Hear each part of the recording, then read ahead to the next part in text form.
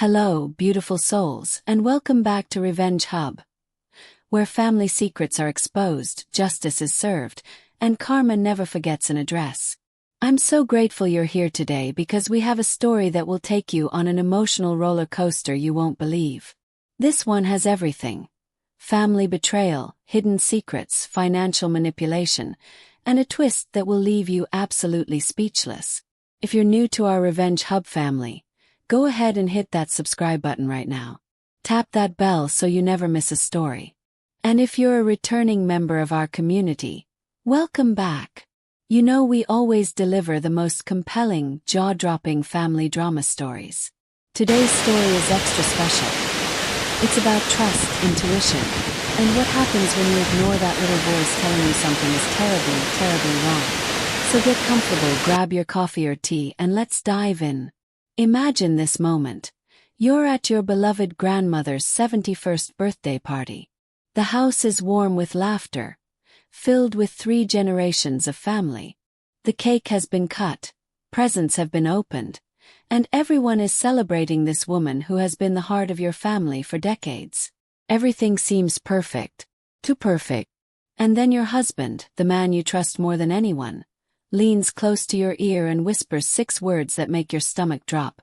We need to get out. Something feels really wrong. What would you do in that moment? Would you trust him? Would you stay? Would you think he was being paranoid? Well, 32-year-old Sarah Mitchell trusted her husband. And that decision, that split-second choice to believe him, saved her grandmother's life, exposed a conspiracy that had been brewing for over 2 decades, and revealed family secrets so dark that they would ultimately tear her family apart and rebuild it in ways she never imagined. This is the story of a birthday party that became a crime scene, a grandmother's courage in the face of betrayal, a conspiracy that spanned years, and one woman's fight to protect the legacy her late mother had died trying to preserve. Before we begin, I want to remind you, this story gets intense. There are emotional moments, shocking revelations, and some truly heartbreaking family dynamics. But stick with me because the ending is everything. Now let's start from the beginning. May 14, 2024. The date was circled in red on Sarah Mitchell's calendar, underlined 3 times. Today was her grandmother Dorothy's 71st birthday, and Sarah had been planning this celebration for 4 months. Sarah woke up at 6 a.m. in her Boston apartment, her husband Michael still sleeping beside her. She lay there for a moment, thinking about her grandmother, and as always, her thoughts drifted to her mother. Jennifer Mitchell had been Sarah's best friend. Growing up, Sarah had been closer to her mother than anyone else in the world. They talked every day, shared everything, understood each other in that rare way that some mothers and daughters do. And when Jennifer was diagnosed with stage 4 ovarian cancer, Sarah's world had shattered. The 2 years of treatment had been brutal. Sarah had moved back to Boston from New York to be closer, had taken family leave from her job as a marketing executive, had spent countless nights in hospitals holding her mother's hand. Through it all, Grandma Dorothy had been their rock, paying for experimental treatments, researching clinical trials, never missing a single appointment.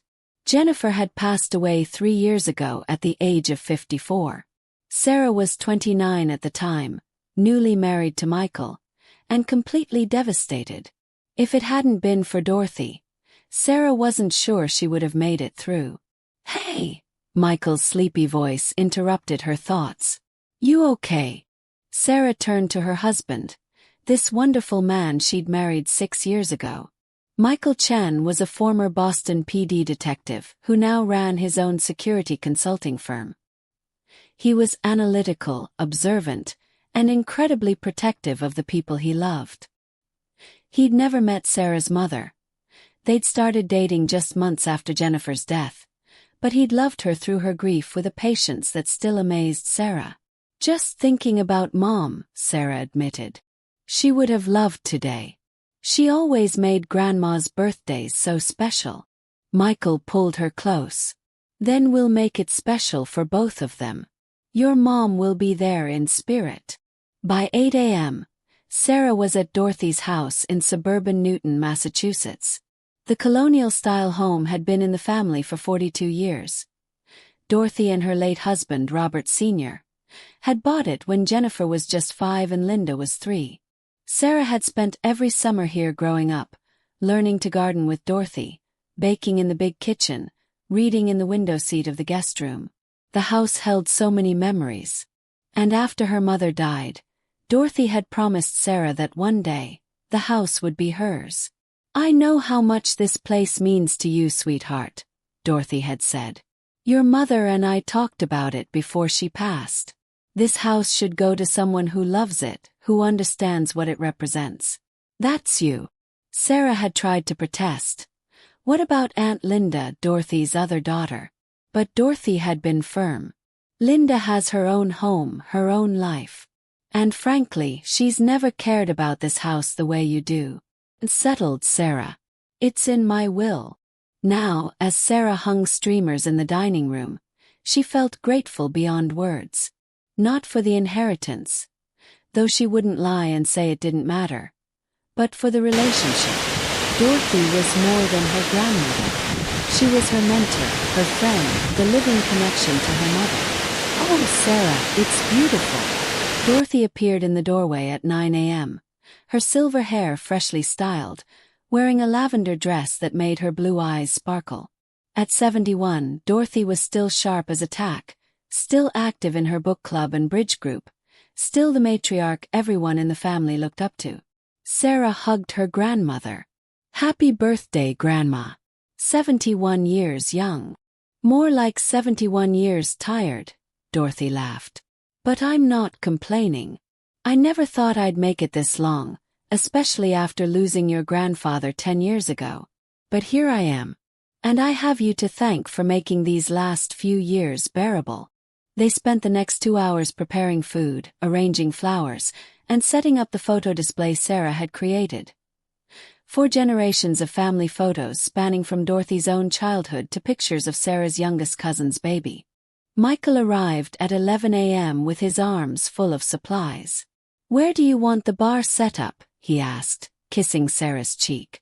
"In the den," Dorothy directed. "And Michael, thank you for helping with all of this." "Anything for my favorite grandmother," Michael grinned. He'd taken to calling Dorothy Grandma almost immediately after meeting her, and Dorothy had insisted on it. "Your family now," she'd told him.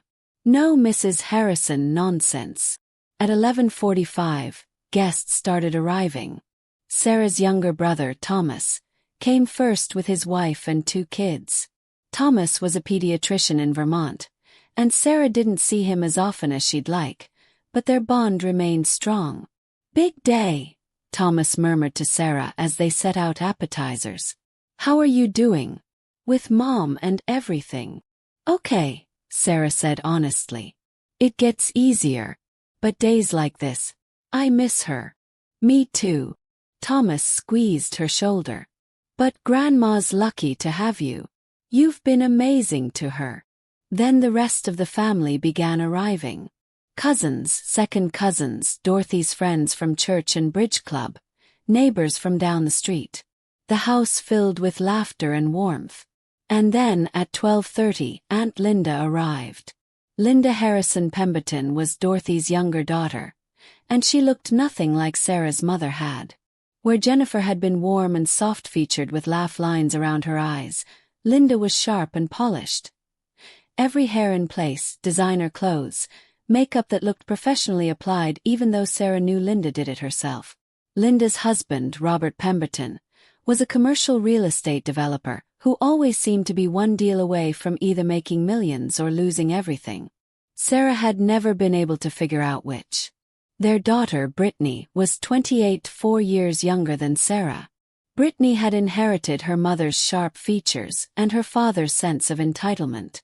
She'd married Chad, a finance bro who worked for one of Robert's associates, 2 years ago in a wedding that had cost more than most people's houses. "Mother!" Linda swept in with an enormous gift bag and an even bigger smile. "Happy birthday! You look absolutely stunning." Sarah watched from across the room as Linda kissed Dorothy's cheeks, as Brittany gushed over Dorothy's dress, as Robert and Chad shook Dorothy's hand with exaggerated warmth. Something felt off. Sarah couldn't put her finger on it exactly. Linda had always been different from Jennifer. More interested in money and status, less interested in genuine connection. The sisters had never been particularly close. But in the 3 years since Jennifer's death, Linda had become almost hostile towards Sarah, making passive-aggressive comments about favoritism and unequal treatment. Still, Sarah had hoped that today would be different. It was Dorothy's birthday. Surely Linda could set aside whatever resentment she felt and just be happy for her mother. For the first hour, everything seemed fine.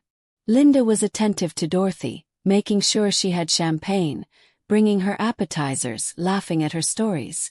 Brittany was equally solicitous, taking photos, posting to social media about her amazing grandmother. But Michael noticed something Sarah didn't. He noticed that every time Dorothy moved to a different room, Linda would exchange quick glances with Robert. He noticed that Brittany kept checking her phone, not casually, but like she was waiting for a specific message. He noticed that Chad excused himself to make a work call, even though it was Saturday afternoon. And he noticed something else. Something that made his detective instincts kick into high gear. Robert was taking pictures. Not selfies, not family photos, but systematic pictures of the house itself. The art on the walls. The antique furniture. The china cabinet in the dining room. He was trying to be subtle about it, but Michael had spent 12 years in law enforcement. He knew when someone was cataloging assets. "Sarah," Michael whispered during a lull in conversation. "Who's your grandmother's estate attorney?" Sarah frowned. "Martin Silverman." "Why? Has she updated her will recently?" "Not that I know of." "Why are you asking?" Michael didn't want to alarm her, not yet. "Just curious. Has your aunt ever asked about the will?" "All the time," Sarah admitted. "She's obsessed with it. Keeps saying Grandma needs to get her affairs in order and make things simple. It drives Grandma crazy." Michael nodded slowly, his eyes tracking Linda as she moved around the room. "Keep an eye on your aunt today. And don't let your grandmother be alone with her." "Michael, you're scaring me." "I don't mean to. Just trust me on this. Something doesn't feel right." At 2 p.m., everyone gathered in the dining room for the cake. It was a masterpiece. 3 tiers decorated with edible flowers in Dorothy's favorite colors, lavender and cream. Sarah had ordered it from the same bakery that had made her mother's birthday cakes for years. Everyone sang, "Happy Birthday," their voices filling the house. Dorothy closed her eyes to make a wish, and Sarah found herself wondering what her grandmother had wished for. Health. Happiness. Maybe just one more year with the people she loved. As they cut the cake, Sarah felt someone watching her. She looked up to find Linda staring at her with an expression Sarah couldn't quite read. It wasn't quite hostility, but it wasn't friendly either. It was calculating. "Isn't this cake divine?" Linda said loudly, though her eyes never left Sarah. "Sarah, you've really outdone yourself. So thoughtful. So devoted. Always making sure you're grandmother's favorite." The comment hung in the air. Several people shifted uncomfortably. "Linda," Dorothy said sharply. "That's enough. I'm just acknowledging Sarah's efforts, Mother. She's so good to you. So attentive." Linda's smile didn't reach her eyes. "It's wonderful how close you two have become. Especially since Jennifer passed." Sarah felt her face flush. "I love Grandma. That's why I do things for her." "Of course you do, dear." Linda patted Sarah's arm in a way that felt condescending. "And I'm sure the fact that you're going to inherit this beautiful house has nothing to do with it." The room went silent. Dorothy's face turned red. "Linda Harrison Pemberton, I will not have you making such insinuations at my birthday party. I'm not insinuating anything, Mother. I'm stating facts. You've made it very clear that Sarah is getting the house and the majority of your estate. We all know it. I'm just saying it's convenient how devoted she's become. That is a lie. Sarah's voice shook. I loved Grandma long before I knew anything about her will. I loved her my entire life. Of course you did, Linda said smoothly. Just like Jennifer did. Just like you both worked so hard to make sure I was pushed to the side. That is enough. Dorothy slammed her hand on the table, and the room jumped.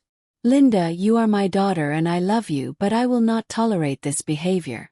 If you cannot be civil, you can leave. Linda's face went through several expressions. Anger, hurt, calculation. Finally she settled on contrite. I'm sorry, Mother. I didn't mean to upset you on your birthday. I miss my sister. And sometimes it's hard to watch Sarah step into her place. It was a masterful recovery. Suddenly Linda was the grieving sister, the one who missed Jennifer. Several family members made sympathetic noises. But Michael saw through it. And so did Dorothy. We all miss Jennifer, Dorothy said coldly.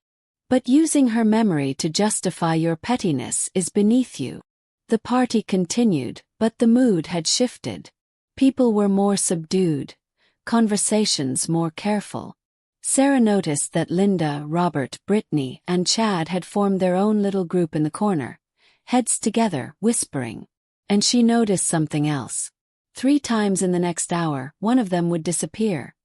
Linda to the bathroom, Brittany to her car for something in her purse, Robert to take a work call. Each time they were gone for several minutes. Michael noticed too. And he was systematically tracking their movements. At 3:30, Michael pulled Sarah into the kitchen. Where's your grandmother's office? Upstairs, second door on the left. Why?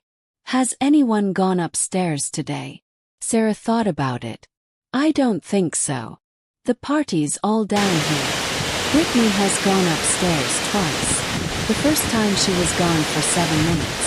The second time 4 minutes. And she didn't use the first floor bathroom. She specifically went upstairs. Sarah's heart started pounding. What are you saying?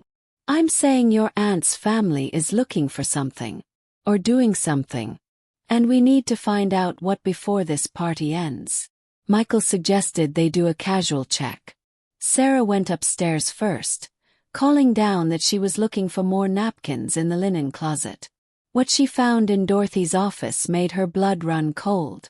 The door was slightly ajar. It was usually closed. Inside, Dorothy's normally immaculate desk had papers slightly askew. The filing cabinet in the corner, the one that held all of Dorothy's important documents, had a scratch near the lock that hadn't been there that morning. Sarah knew this because she'd been in this office just yesterday, helping Dorothy organize some old photos. Someone had tried to pick the lock. Sarah returned downstairs, her face pale. She found Michael and whispered what she'd discovered. His expression turned grim. We need to get your grandmother out of here, he said quietly. Right now. What? No, we can't just leave her own birthday party. Sarah. Michael gripped her shoulders gently but firmly. Listen to me. I spent 12 years as a detective. I worked financial crimes for 3 of those years. I know what I'm seeing here. Your aunt is planning something. The pictures Robert's taking, the time Brittany spent in the office, the scratches on that filing cabinet. This is reconnaissance. They're gathering information, possibly looking for documents. And I think they're planning to do something with that information. Like what? I don't know yet. But my gut is screaming that your grandmother is in danger. Not physical danger but financial legal danger. And we need to get her somewhere safe where we can figure out what's happening.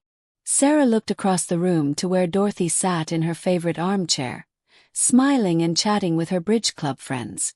Her grandmother looked so happy, so peaceful. And Linda was watching her like a hawk watching a mouse. Okay, Sarah said. But how do we get her out without causing a scene? Michael thought for a moment. How good are your acting skills? 5 minutes later, Michael was bent over the bathroom sink, splashing water on his face. Sarah knocked on the door. Honey, are you okay? I think I'm getting sick, Michael called out, making his voice sound weak. My stomach. Sarah emerged from the bathroom looking worried. She found Dorothy talking with her neighbor Mrs. Chen. Grandma, I'm so sorry, but Michael's not feeling well. I think he might have food poisoning or something. He's really sick. Dorothy's face filled with concern. Oh, the poor dear. Does he need to lie down? He can use the guest room. Actually, Sarah said apologetically, I think we need to get him home. He's really bad, Grandma. I'm so sorry to do this at your party. Don't be silly. Dorothy stood up immediately. Family comes first. You go take care of your husband. Linda materialized instantly. What's wrong? Michael's sick, Sarah explained. We need to head out. Oh no, Linda said, but her eyes were bright, almost excited. Well, don't worry about Mother. I'll stay and help clean up. In fact, why don't you leave her here with us? We can take care of her. Every alarm bell in Sarah's head started ringing. Actually, Dorothy said firmly, I think I'll go with them. Michael might need my ginger tea remedy. You know how he loves it. Mother, you don't need to leave your own party. Nonsense. I've been celebrating for 3 hours. I'm tired. And I want to help. Dorothy's voice had that tone Sarah recognized. The one that meant the decision was final. Linda's face cycled through frustration, anger, then forced understanding. Well, if you insist. But Mother, before you go, Robert and I really need to talk to you about something important. It's about your estate planning. We've been consulting with an attorney, and there are some urgent matters.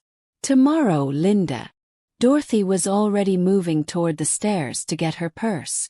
Whatever it is can wait until tomorrow. But Mother, it really can't. There are tax implications, time-sensitive documents.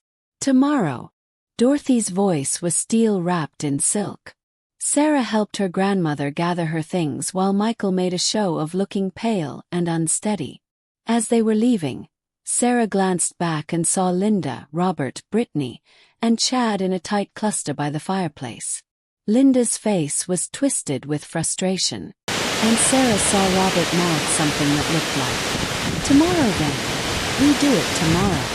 20 minutes later, they were in Sarah and Michael's apartment. Dorothy sat on the couch looking confused and concerned. All right, would someone like to tell me what's really going on? Because Michael, you look remarkably healthy for someone with food poisoning. Michael and Sarah exchanged glances. Then Michael sat down across from Dorothy and laid out everything he'd observed. The photos, the time spent in the office, the scratches on the filing cabinet, the whispered conversations, Linda's insistence on talking about estate planning. Dorothy's face grew paler with each revelation. When Michael finished, she was quiet for a long moment. I was afraid something like this might happen, she finally said. What do you mean? Sarah asked. Dorothy stood up and walked to the window, looking out at the Boston skyline. Linda has been pressuring me for months about my will. She wants me to change it significantly. How significantly? Michael asked.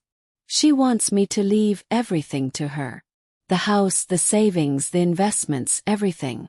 She says it's to simplify things to avoid family conflict after I die.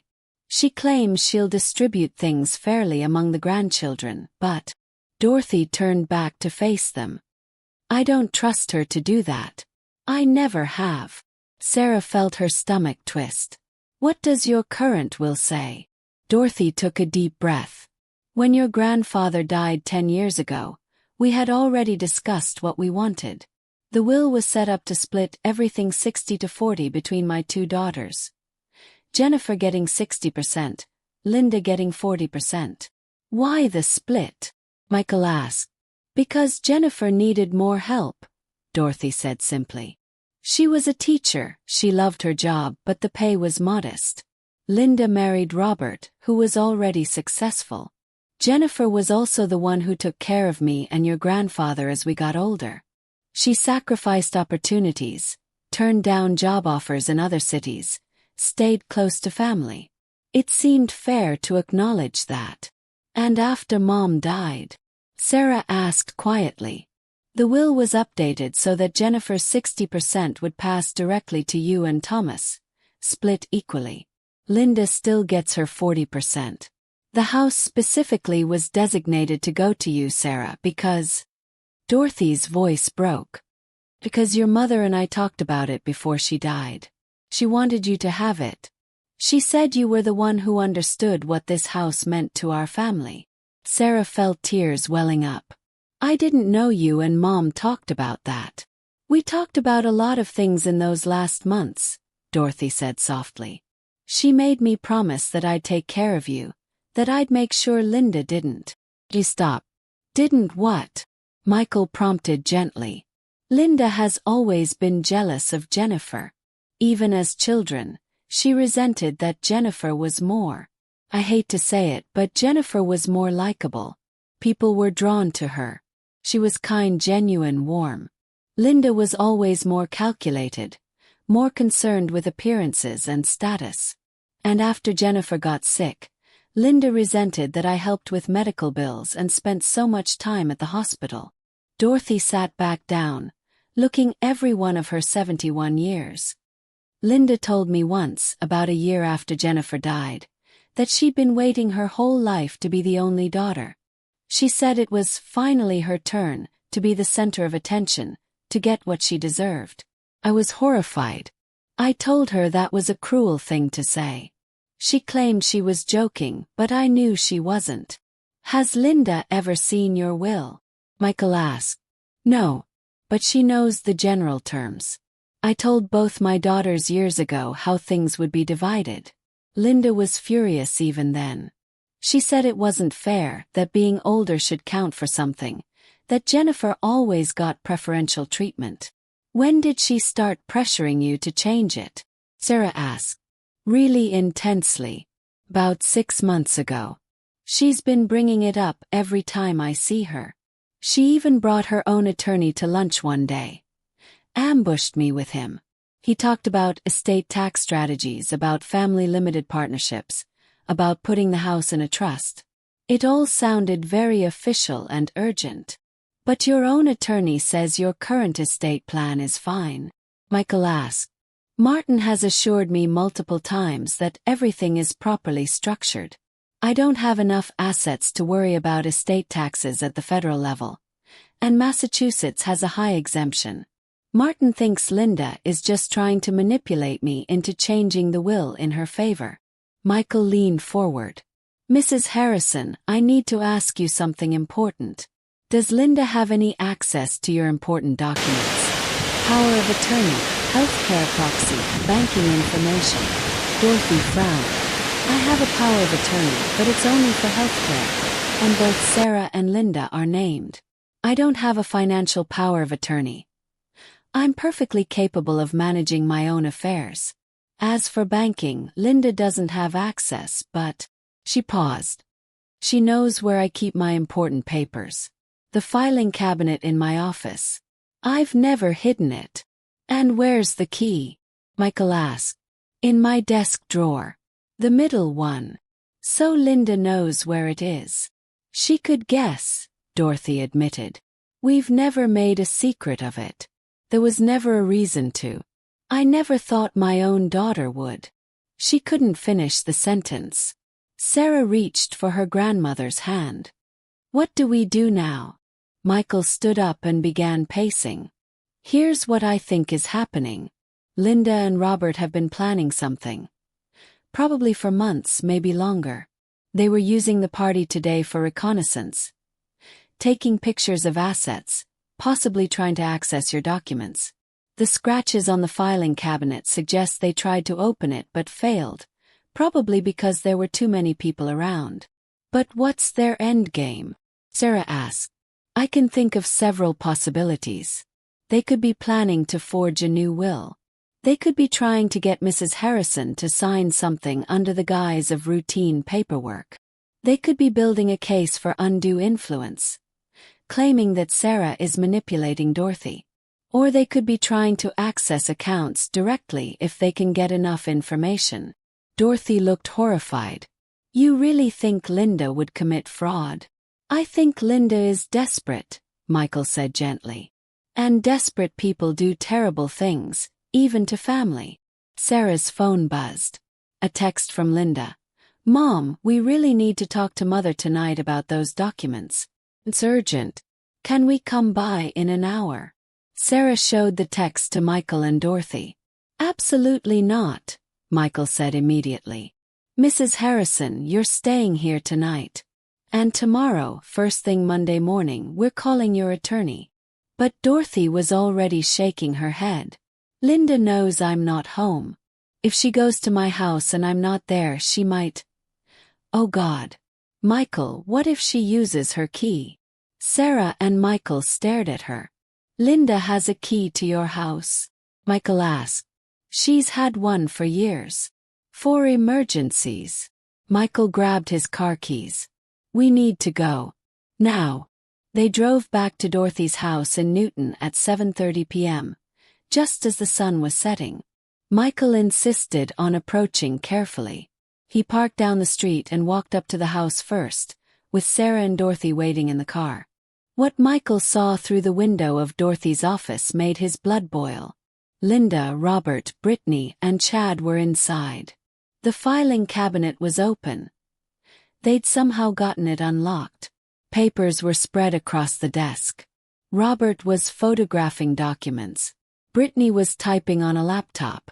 Chad was recording video of the office on his phone. And Linda was holding Dorothy's will, comparing it side by side with something on the laptop screen. Michael immediately called 911. Then he called Sarah. Don't come in yet. They're inside going through everything. Police are on their way. Sarah and Dorothy sat in the car, holding hands, watching as Michael positioned himself at the front door. He was recording everything on his phone through the window. Clear evidence of what was happening. It took 14 minutes for the police to arrive. 2 patrol cars pulled up silently, no lights or sirens. Michael met the officers at the curb and explained the situation. The homeowner was with him, and her daughter had illegally entered and was going through private documents. The officers approached the door. Michael unlocked it with Dorothy's key. They entered the house and went straight to the office. Sarah would never forget the look on Linda's face when the office door opened and police officers walked in. It was pure shock, followed quickly by panic, then rapidly shifting to indignation. What is the meaning of this? Linda demanded. This is my mother's house. I have a key. Having a key doesn't give you the right to enter without permission, one officer said calmly. Is this your house, ma'am? It's my mother's house. Is your mother here? At that moment, Dorothy walked through the door, leaning on Sarah's arm. She looked at her daughter with an expression that broke Sarah's heart. Disappointment, hurt, and something that looked like grief. No, Linda, Dorothy said quietly. I am not here. I left my own birthday party. And you took that as an opportunity to break into my office and go through my private papers. Mother, we were just... What were you doing? The officer asked. With the homeowner's permission, I'd like to know what's happening here. Michael stepped forward. Officers, I'd like to show you something. He displayed his phone, showing the video he'd taken through the window. Clear footage of Linda going through the filing cabinet, Robert photographing documents, the laptop displaying what appeared to be a legal document. Ma'am, the officer said to Dorothy, did you give them permission to be here tonight? No, Dorothy said firmly. I did not. Did you give them permission to access that filing cabinet or those documents? Absolutely not. The officers exchanged glances. Ma'am, we need to see what's on that laptop. Brittany tried to close it, but one officer was faster. On the screen was a document titled Last Will and Testament of Dorothy Harrison, but it wasn't the real will. It was a new version, dated that very day, leaving everything to Linda. And in the corner of the screen was a folder titled Signature Samples. The officer's face hardened. "Ma'am, I'm going to need everyone to stay right where they are. We may need to involve detectives." What the police discovered over the next hour was damning. Robert and Linda had hired a document forensics expert who had analyzed Dorothy's signature from various sources. They had created a forged will using professional document software. They had planned to replace Dorothy's real will in the filing cabinet with the fake one. They had been documenting the assets in Dorothy's house to ensure the fake will included accurate listings. They had researched how long it typically took to discover will fraud after death. It was a long-term, sophisticated plan. And they had been caught in the act.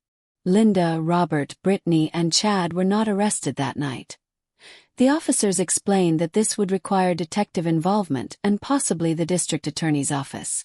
But they were ordered to leave the property and were warned not to contact Dorothy. After they left and the police finished their report, Sarah, Michael, and Dorothy sat in Dorothy's living room in shocked silence. "I can't believe she would actually do this," Dorothy whispered. "I knew she was angry. I knew she felt entitled to more. But to forge my will. To plan to essentially steal from her own niece and nephew." "I'm so sorry, Grandma," Sarah said, tears streaming down her face. "You have nothing to be sorry for, sweet girl. You and Michael. You saved me. If we'd stayed at that party, if we'd let them clean up alone, they would have done it. They would have replaced my will tonight, and I never would have known until it was too late." "Actually," Michael said slowly, "they probably weren't going to replace it tonight. Too risky with so many people knowing they were here. I think tonight was reconnaissance. Making sure they had the right documents, checking the setup. They were probably planning to do the actual switch later, when they had more time and less chance of being caught." "How long do you think they've been planning this?" Sarah asked. "Months at least," Michael said. "Maybe longer.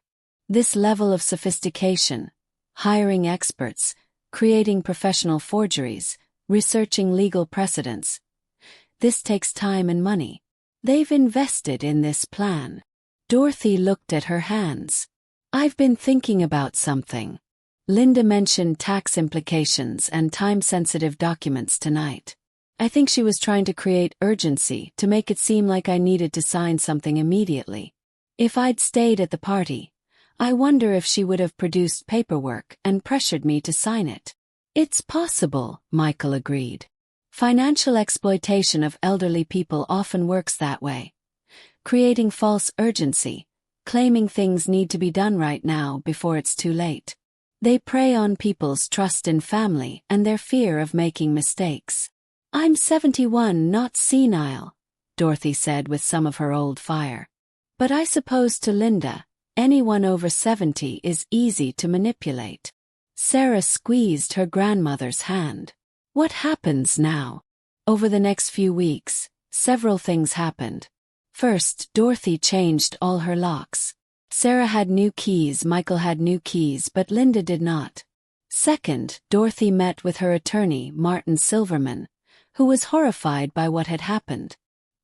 He immediately moved all of Dorothy's important documents to his office safe.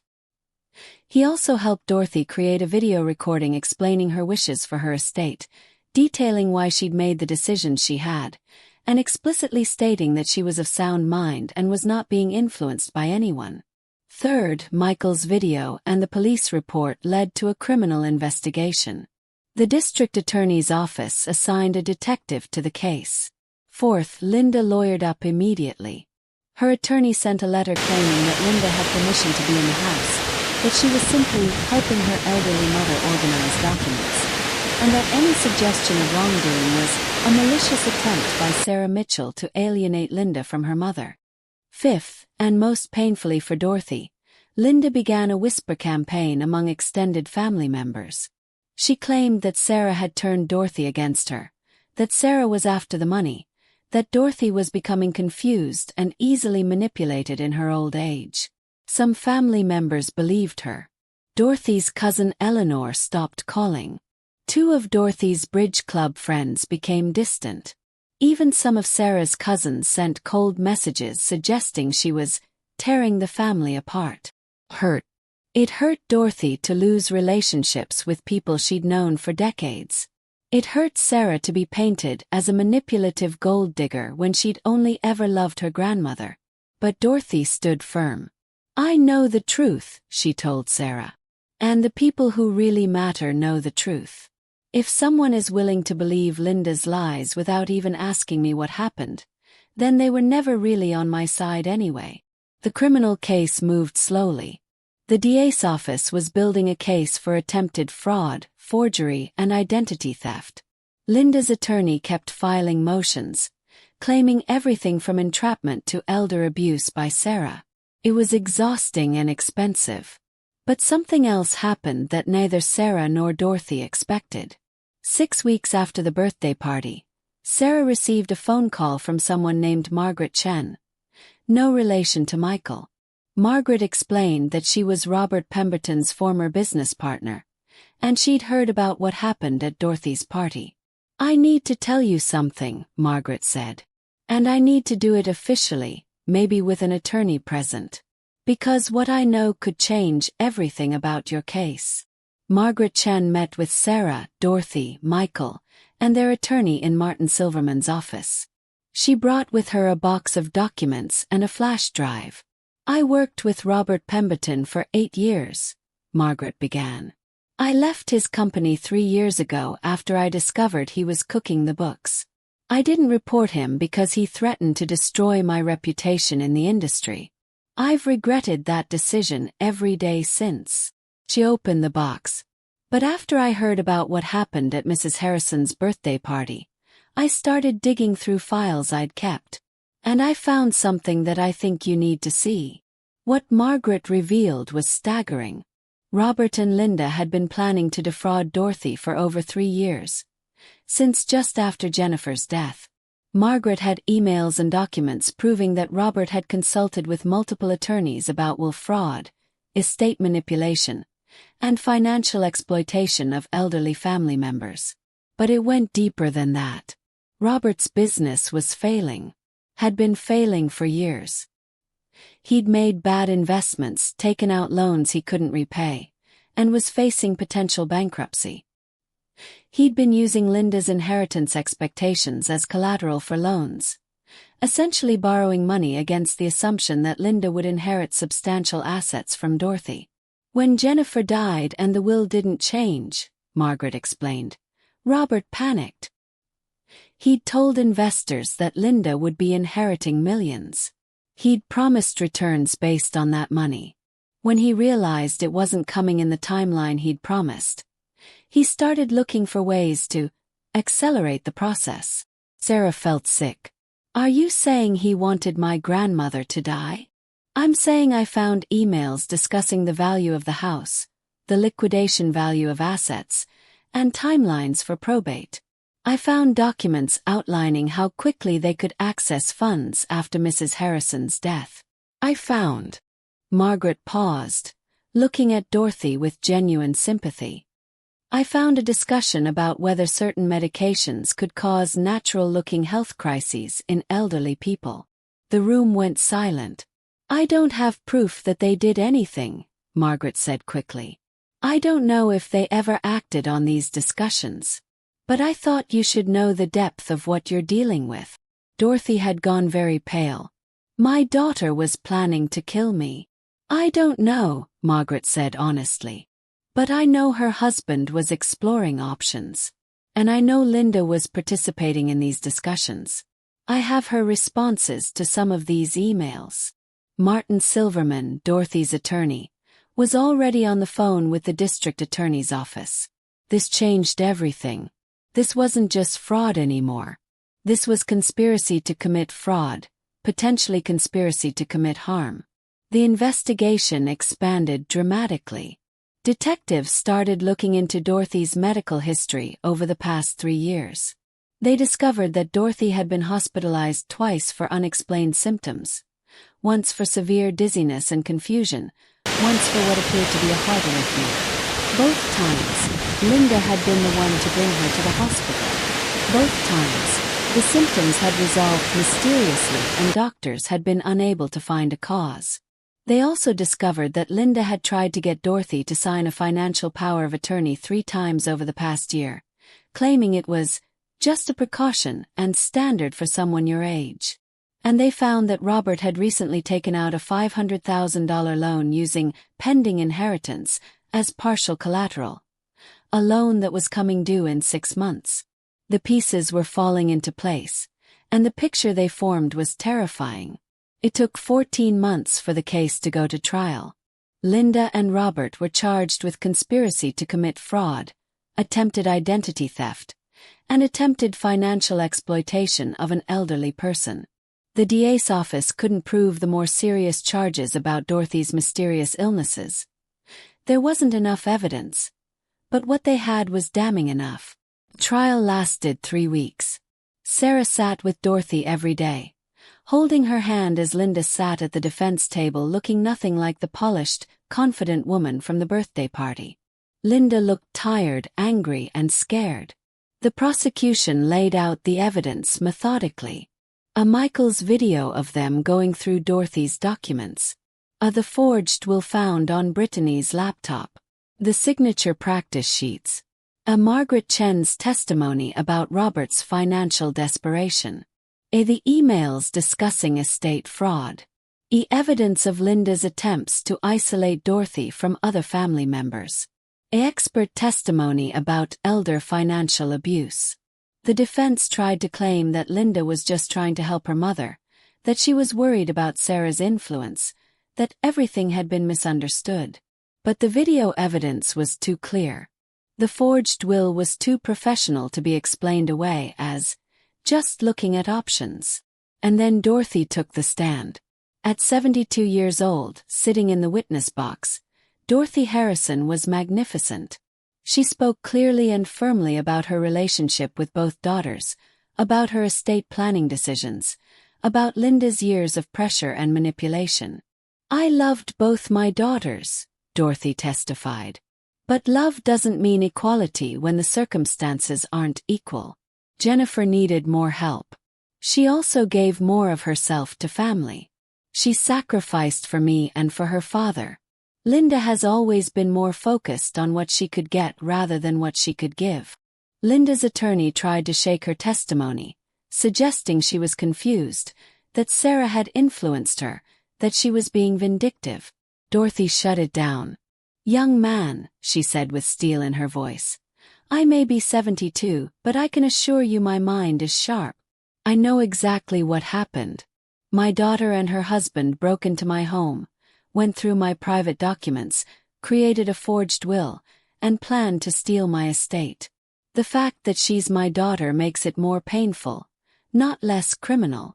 The jury deliberated for 6 hours. Linda and Robert were found guilty on all counts.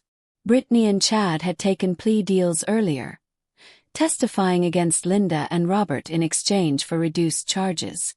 They received probation and community service. Linda was sentenced to 4 years in prison. Robert got 6 years. The courtroom was silent as the sentence was read.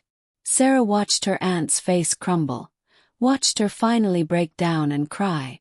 Part of Sarah felt sorry for her, but mostly she felt relief. It was over. Dorothy Harrison passed away peacefully in her sleep 3 years after that dramatic birthday party, at the age of 74. She'd had 3 good years. Years filled with her book club, her garden, her family, and especially with Sarah. Sarah had moved into Dorothy's house during her final year, caring for her as her health declined. It was an echo of the time Sarah had spent caring for her mother, but this time it felt different, peaceful, complete. Dorothy died with Sarah holding her hand, just as she'd wanted. The funeral was well attended. Thomas came from Vermont with his family. Many of Dorothy's friends came. Extended family members who'd believed Linda's lies came and apologized to Sarah, who accepted their apologies with grace. Linda was released from prison to attend the funeral under guard. She sat in the back, handcuffed, flanked by officers. She didn't speak to anyone. She didn't try to. When her eyes met Sarah's across the church, Sarah saw something that might have been regret. Or maybe just the realization of everything she'd lost. After the service, Linda was taken back to complete her sentence. Sarah never saw her again. The reading of the will happened a week later. Everything was exactly as Dorothy had outlined years ago.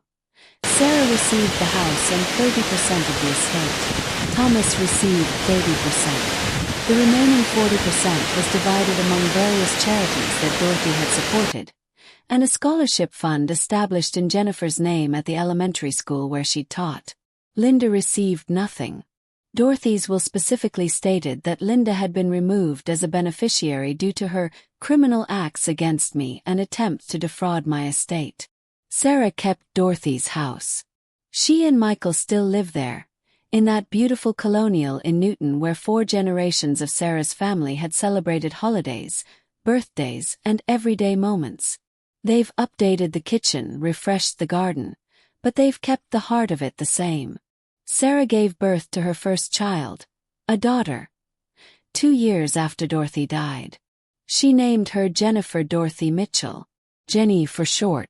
Sometimes, Sarah takes Jenny into Dorothy's old bedroom, which she's converted into a nursery, and she tells her daughter stories about her great-grandmother and her grandmother Jennifer. Stories about strong women, about integrity, about standing up for what's right even when it's hard. Your great-grandma Dorothy was one of the bravest people I ever knew, Sarah tells Jenny. She stood up to people who wanted to hurt her. She protected our family. And she taught me that sometimes love means setting boundaries, even with the people who share your blood. Sarah still thinks about that birthday party sometimes. About Michael's whispered warning. We need to get out. Something feels really wrong. What if they hadn't listened? What if they'd dismissed his concerns as paranoia? What if they'd let Dorothy stay at that party, alone with Linda? The forged will would have been switched out. Dorothy might have signed documents she didn't understand. Her mysterious illnesses might have gotten worse. And when she eventually passed away, Linda would have gotten everything, and Sarah would have spent years fighting a legal battle she might not have won.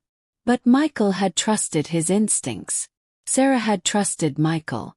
And Dorothy had trusted both of them. That trust had saved everything. A year after Dorothy's death, Sarah was going through some of her grandmother's belongings when she found an envelope in Dorothy's jewelry box. It was addressed to Sarah in Dorothy's handwriting with a note, "Open this when you need to remember." Inside was a letter dated 2 weeks before Dorothy died. My dearest Sarah, if you're reading this, I'm gone. I hope my passing was peaceful and that you were with me. I hope I got to tell you one more time how much I love you and how proud I am of the woman you've become. I'm writing this because I want you to know something important. You saved my life. Not just on my 71st birthday, though that's certainly true. But you saved my life in all the ways that matter. When your mother died, I thought my heart would never heal. Jennifer was my firstborn, my best friend, my pride and joy. Losing her felt like losing a part of myself. I wasn't sure I wanted to keep going. But then there was you. You with your mother's eyes and her kind heart. You who visited me every week and called me every day. You who planted petunias with me even though you have a black thumb. You who sat with me in silence when I was too sad to talk and made me laugh when I needed it most. You gave me a reason to keep living. You gave me joy in my final years. You reminded me that Jennifer's love continues in you. And when Linda tried to take everything from me, not just my money or my house, but my dignity, my autonomy, my very will, you and Michael stood beside me. You protected me. You made sure I could live my final years in peace and safety. I don't regret cutting Linda out of my will. I don't regret the trial or the publicity or losing relationships with people who believed her lies. Because all of it was worth protecting what matters. Family that's built on love, not obligation or greed. You are my legacy, Sarah. You and Thomas and your children. The house is just a house. The money is just money. But you are everything. Remember that when people tell you that you should have forgiven Linda, that you should have kept the family together. Some things are worth more than false peace. Integrity is worth more. Truth is worth more. Real love is worth more. Live in this house with joy. Fill it with laughter and children and love. Make new memories to go with the old ones. And know that your mother and I are so proud of you. All my love always. Grandma Dorothy. Trust your husband's instincts. That man is never wrong. Sarah sat in her grandmother's old room, now Jenny's nursery, and cried as she read the letter. Then she laughed through her tears at the postscript, because Dorothy was right. Michael's instincts had been spot on. She kept the letter in a frame in her bedroom. And sometimes when she doubted herself, when she wondered if she'd done the right thing, when people asked why she'd let her aunt go to prison, she'd read it again. And she'd remember. Some things are worth fighting for. Some people are worth protecting. And sometimes, trusting that something feels really wrong can save everything that matters. And that's where our story ends today. Can you imagine? A birthday party that turned into a crime scene. A family conspiracy that lasted for years. A daughter so consumed by greed that she was willing to forge her own mother's will. And possibly worse. But this story is also about something beautiful. Intuition, trust, and the courage to stand up for what's right even when it tears a family apart.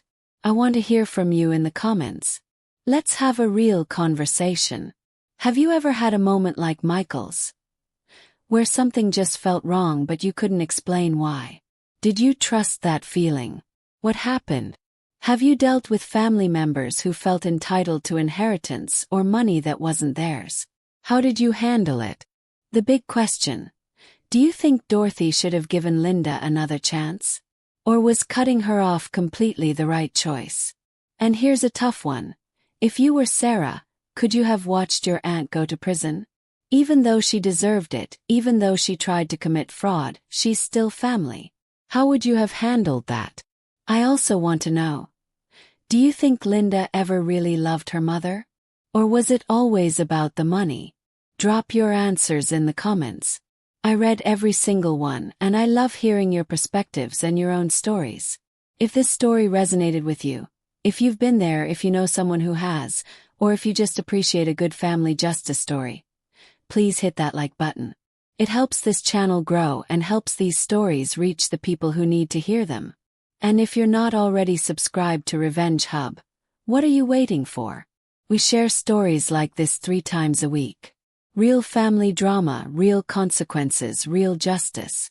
Hit that subscribe button and turn on notifications so you never miss an upload. Coming up this week, we have some incredible stories. Wednesday, a mother-in-law who tried to kidnap her grandson and claim he was hers. And the DNA test that exposed 30 years of family lies.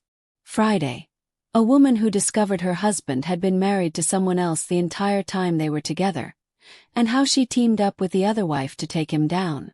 Next Monday, a father who wrote his children out of his will after they put him in a nursing home and never visited, and the stranger who inherited everything. You don't want to miss any of these. Before I go, I want to say something important. If you're in a situation like Sarah's, if you're dealing with elder financial abuse or family members trying to manipulate vulnerable loved ones, please reach out for help. Contact your local adult protective services, consult with an elder law attorney, or call the National Adult Protective Services Association helpline. You don't have to handle it alone, and there are people who can help. Protect your family. Trust your instincts. And never feel guilty for standing up for what's right. Thank you so much for being part of the Revenge Hub community. You all make this channel what it is, and I'm so grateful for each and every one of you. Until next time, remember, family isn't always about blood. It's about loyalty, integrity, and love. Choose your family wisely, protect them fiercely, and never let anyone, Not even blood relatives. Take advantage of the people you love. This is Revenge Hub, and I'll see you in the next story. Stay safe out there and take care of each other.